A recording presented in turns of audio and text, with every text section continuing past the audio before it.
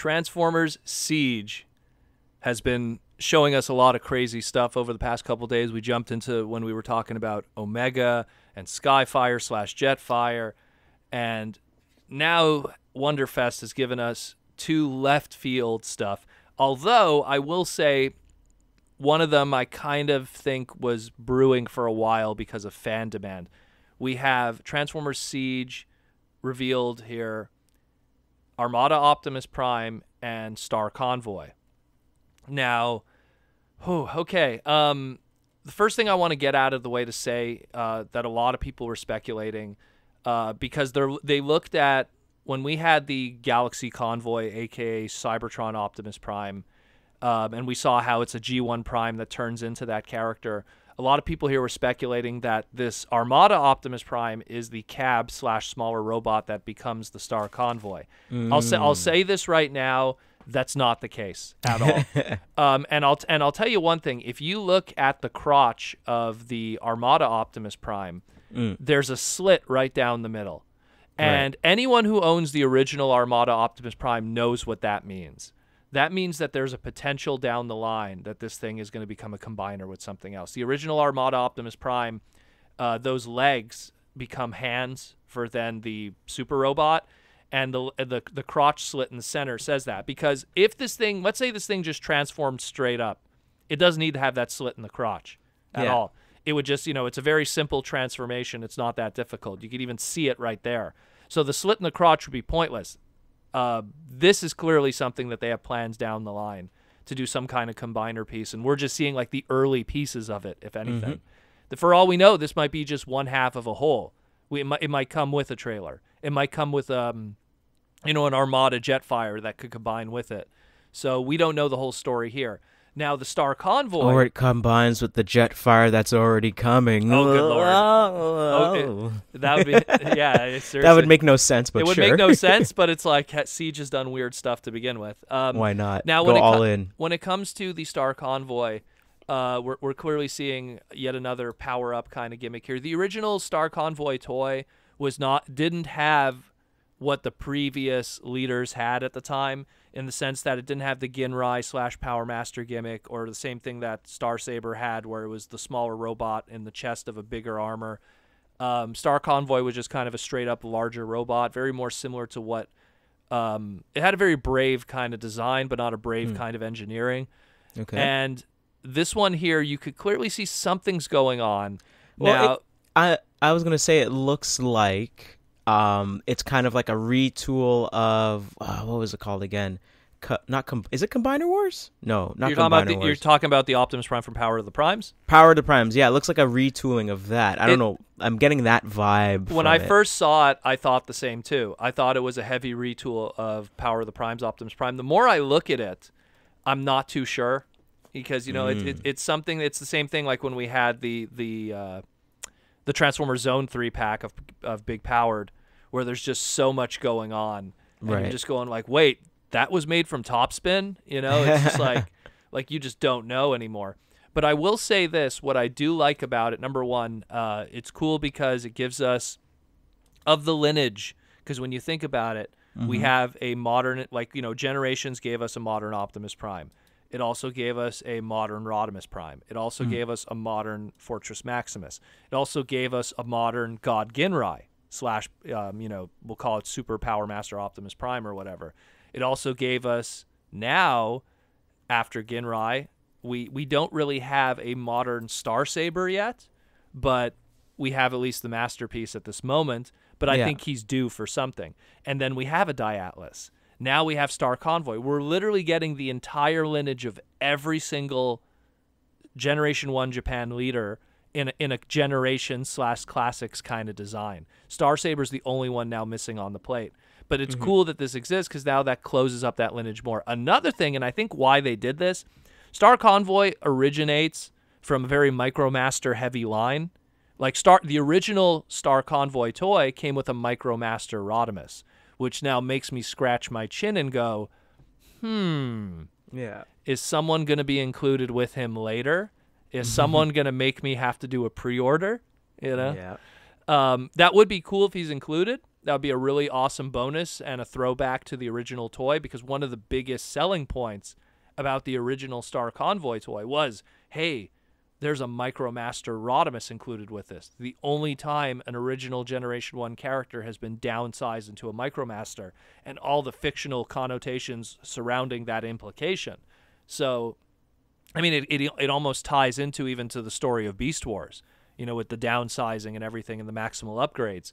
So it's just something that would be really cool if it has some kind of MicroMaster. It doesn't even have to be an original mold, you know, repaint, I don't know, Road Handler or something, and retool just the back half of them. The MicroMasters are so simple. But there's something going on here where part of me feels, are they going with the more straight up Star Convoy transformation, that it's just one robot that's just really big? But what's going on with that chest? You know, like, is there something smaller in there that's clipped in? Like, I don't know. I want to say that it's all just one robot, and it's not there's not a separate smaller robot for this.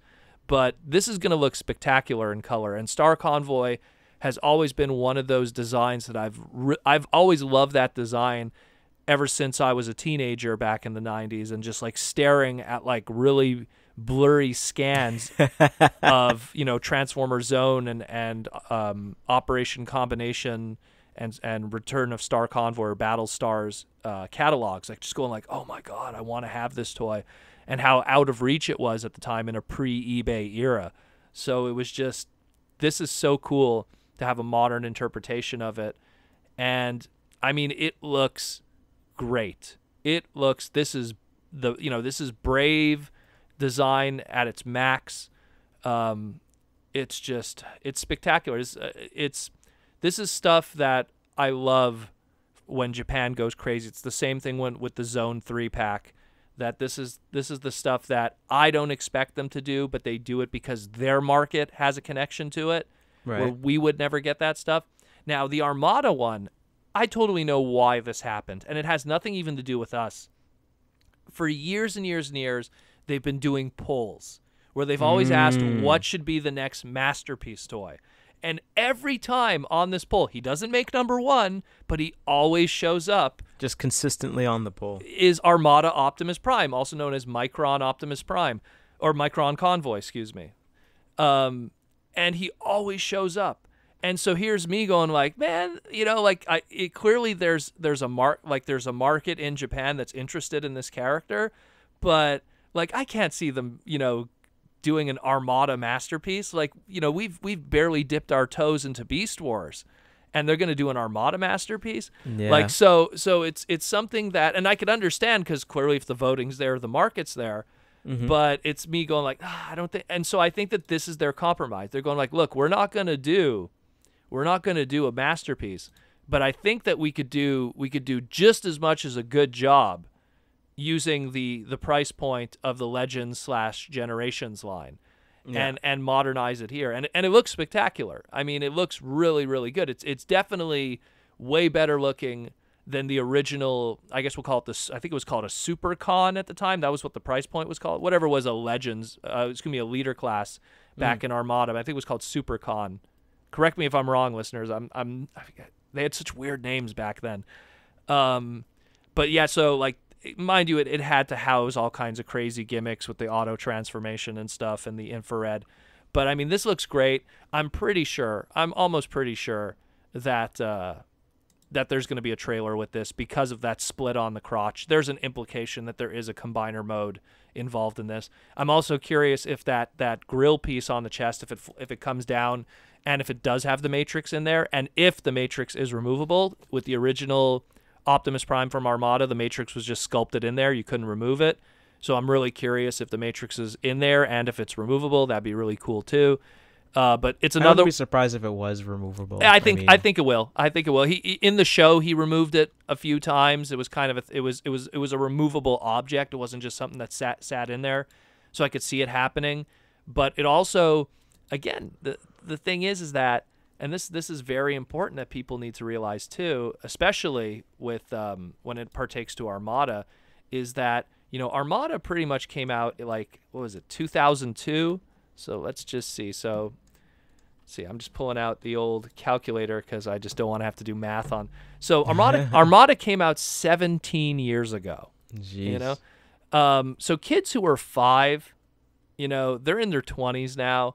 That's their G1 Optimus Prime. That's their Optimus Primal. You know, so now they're in their 20s. Some of them are 25. Some of them are almost maybe even touching 30, and they want to have a super awesome representation of the Optimus Prime that they grew up with.